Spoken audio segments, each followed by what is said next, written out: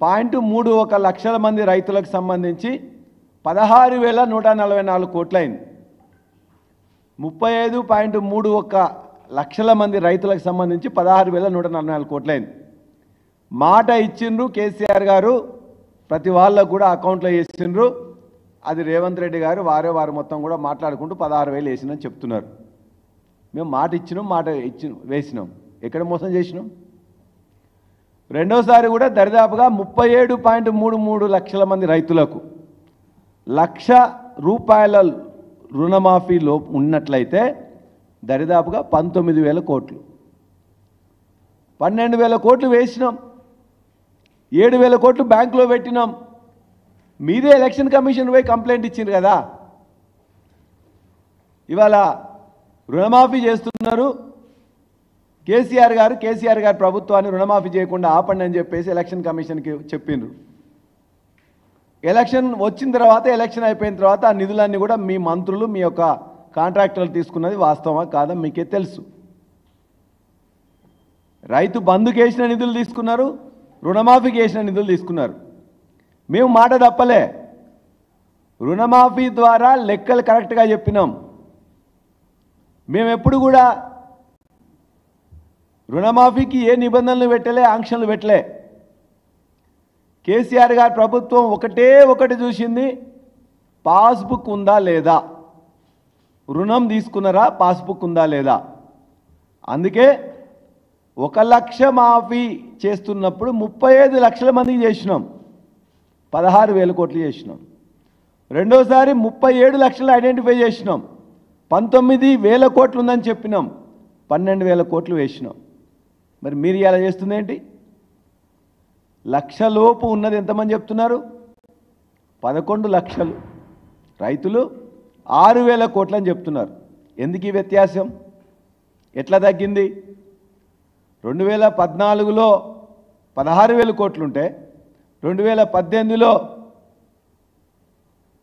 19,000 కోట్లుంటే రైతులు 35 లక్షల మంది రైతులు ఆనాడు అప్పుడు కూడా ఉంటే ఇవాళ ఎందుకు తక్కువ మంది ఉన్నారు? మీ నిబంధనలు కాదా? మీ నిబంధనల వల్ల, మీ ఆంక్షల వల్ల రేషన్ కార్డు ఉన్న వాళ్ళని మీరు లెక్క తీసుకోలే, రేషన్ కార్డు లేని వాళ్ళని లెక్క తీసుకోలే, ఆధార్ కార్డు లేని వాళ్ళని లెక్క తీసుకోలే, ప్రభుత్వ ఉద్యోగస్తులను లెక్కకు తీసుకోలే, ఐటీ పే చేస్తున్న వాళ్ళని లెక్కలకు తీసుకోలే. ఇవన్నీ లెక్కలో తీసుకోకపోవడం వల్ల ఇవాళ ఉన్న రైతుల సంఖ్య 11 లక్షలకు తగ్గింది, 30% వచ్చింది. అంతేకాకుండా ఆనాడు 16,000 కోట్లుంటే 19,000 కోట్లుంటే ఇవాళ 6,000 కోట్లకు వచ్చింది. ఈ ఆంక్షల వల్ల తగ్గింది ఒకటైతే, రెండోది గత 10 సంవత్సరంలో కేసీఆర్ గారు చేసిన, ప్రభుత్వం చేసిన, రైతులకు చేసిన సహాయం వల్ల కూడా తగ్గింది. రైతులకు 12 విడతలుగా 11 విడతలు వేసినాం, 72,000 కోట్లు డైరెక్ట్గా వాళ్ళ అకౌంట్లోకి వేసినాం. 70 లక్షల మంది రైతులకు వాళ్ళ అకౌంట్లో వేసినాం. వాస్తవం కాదా? 11 విడతల్లో వేసినాం. 12వ విడతలో వేస్తే ఎలక్షన్ కమిషన్ దగ్గర పోయి దాన్ని ఆపు చేసి ఎలక్షన్ రిజల్ట్స్ వచ్చిన తర్వాత మళ్ళా మీ మంత్రులే మొత్తం కూడా దాన్ని పంచుకున్నారు, మీ కాంట్రాక్టర్లు పంచుకున్నారు. వాస్తవం కాదా? ఇవాళ వానాకాలం వచ్చిందంటే రైతాంగం మొత్తం కూడా ఎదురు చూస్తుంటుంది. ఇప్పటికీ 6 సంవత్సరాలుగా 12 విడతలుగా 12 సీజన్లలో డబ్బులు. జనవరి వచ్చిందంటే రైతులు ఎదురు చూస్తుంటారు, జూన్ వచ్చిందంటే రైతులు ఎదురు చూస్తుంటారు. రైతులు అసలు రుణం తీసుకోకుండానే ఇవాళ మేము చేసినాం కదా. రుణగ్రస్తులైన రైతులకు 2 సార్లు డబ్బులు ఇవ్వడమే కాకుండా అసలు వాళ్ళు రుణం లేకుండానే ఇవాళ వాళ్ళ యొక్క రుణాన్ని తగ్గించింది కూడా కేసీఆర్ గారి ప్రభుత్వం. 72,000 కోట్లు డైరెక్ట్గా వాళ్ళ అకౌంట్లో వేసినాం రైతు బంధు రూపంలో. 28,000 కోట్లు రైతు రుణమాఫీ ద్వారా డైరెక్ట్గా అకౌంట్లో వేసినాం. అంటే 1,00,000 కోట్లని భారతదేశంలో ఏ రాష్ట్రంలో చేయని విధంగా కేసీఆర్ గారి ప్రభుత్వం గత 6 సంవత్సరాల్లో వాళ్ళ అకౌంట్లోకి వేసింది వాస్తవం. ఇది ప్రతి రైతుకు తెలుసు. దరిదాపుగా 7,000 కోట్ల రూపాయలని రైతు బీమా ద్వారా డైరెక్ట్గా వాళ్ళకి కట్టినాం.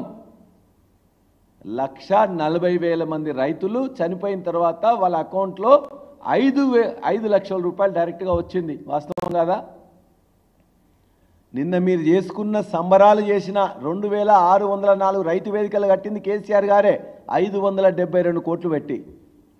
మీ బ్యాంకర్లు మీటింగ్ పెట్టిన ప్రగతి భవన్, ఈనాడు ప్రజాభవన్ అని చెప్పుకుంటుంది కూడా కేసీఆర్ గారే. నువ్వు పెట్టిన వీడియో కాన్ఫరెన్స్ పెట్టిన సెక్రటేరియట్లో ప్రతి వస్తువు ప్రతిది కూడా కట్టింది చేసింది కేసీఆర్ గారే. రైతుల కోసం మీరు చేస్తున్న ప్రతి యాక్టివిటీలో ఆ యొక్క ఇన్ఫ్రాస్ట్రక్చర్ క్రియేట్ చేసింది కేసీఆర్ గారే. రైతులు సంబరంగా పండగలాగా వ్యవసాయం చేసుకోవాలని చెప్పేసి జూన్లో కానీ జనవరిలో కానీ వానాకాలం కానీ యాసంగిలో కానీ పంటకు ముందే